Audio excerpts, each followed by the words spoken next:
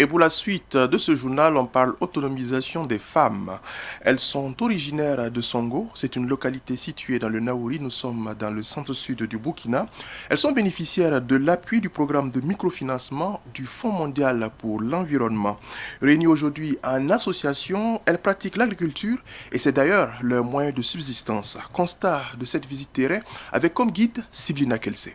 La pauvreté n'a plus un visage féminin à Songo 2, contrairement aux autres localités du Burkina.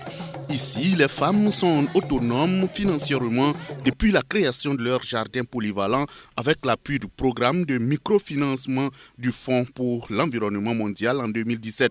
Selon Azara Adouabou, secrétaire général de l'Association des femmes de Songo 2, grâce à ce jardin, la pauvreté se conjugue au passé chez les membres de son association. Ce jardin polyvalent nous permet à chaque femme à avoir 40 000 francs par mois. Et avec cet argent, on scolarise les enfants, même leur habillement, tout. La famille, nous, on s'occupe bien de nos familles. Et dans la vie, avec d'autres femmes, on n'est plus les mêmes.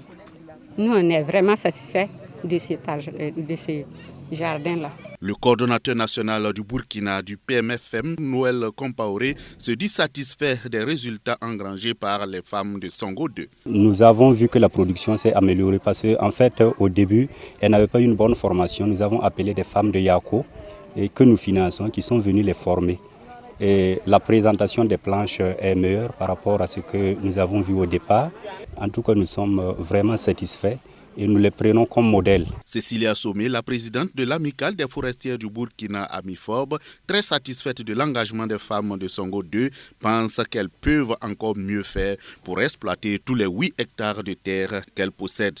La représentante résidente adjointe du PNUD au Burkina Faso, Idjabel Chan, pense qu'il faut présenter ces bonnes pratiques afin de pouvoir répliquer dans d'autres régions. C'est très important qu'on parle de ce projet, qu'on fait ce qu'on appelle la gestion de connaissances, qu'on montre ces bonnes pratiques pour que aussi ça puisse être répliqué dans d'autres régions. Je crois que ça c'est très important.